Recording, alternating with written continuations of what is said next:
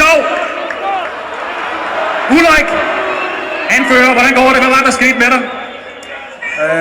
Det er bare en lille... Jeg tror lidt creme kan klare det til i morgen, så jeg er helt okay. Flækket læben? Ja, sådan er det, når man skal ofre sig for venstre bakken, og han ikke gider arbejde. Men den cigar, du har her i brystlommen, kan du ryge den? Hvad siger du? Kan du ryge den cigar senere? Ja, jeg er sikker på, at jeg nok skal finde en ledig plads i munden til at få suget den ned. Ulrik, du er jo en stærk mand, men jeg kan sige, at den her pokal er enormt tung. Prøv lige at holde den igen. Er den tungere, end du troede? Nej, nu er du også kun vant til at løfte 2 stykker papir, ikke? Så den her er lidt tungere, så lad os mænd løfte den for dig, ikke?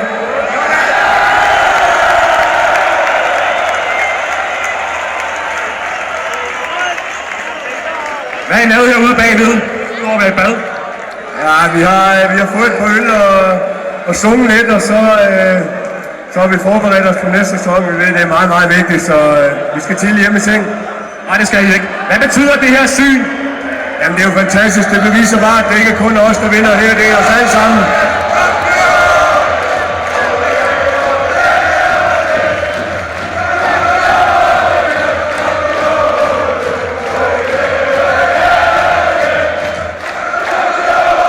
Ulrik, din læbe skal have fred, men jeg vil lige spørge, man har en fornemmelse af, at det her hold, I er 23 drenge af staten, I er faktisk ikke bare nogen, der spiller fodbold sammen, I er også rigtig gode venner, de fleste er.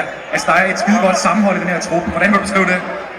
Jamen, jeg har sagt det før, at det er en kæmpe trup med kæmpe pres på, og alle folk er villige til at arbejde hårdt for hinanden. Der er ikke nogen, der brokker sig over at sidde ude på tribunen eller bænken, så det her, det er hele holdet. Det er første gang, jeg har været med til en holdindsats, der har vundet så meget.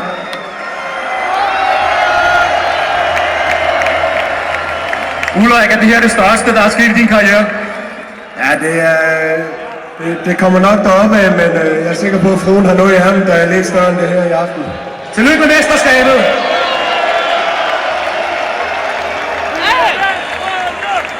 Jesper Grønkjær, du har jo også vundet en masse igennem din lange karriere. Hvor stort er det her?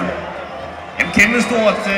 Først og fremmest fantastisk at vinde 2 titler på en sæson. Vi har vundet alt, hvad man kan vinde i Danmark i år.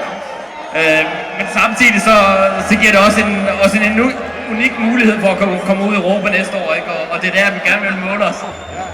Jeg håber ikke, du får en hovedskade af det her. Det er jo trist, Jesper. Jesper Grønkjær og Hjalte og Christiansen skal jo hjem, og Nordstrand, for de skal på landsholdet. Er det ikke ærgerligt, I kan ikke give dem gas i aften? Jo, helt sikkert. Men som jeg sagde før, vi har en vigtig sæson næste gang, men jeg tror nok, vi får en øl eller 2 i aften.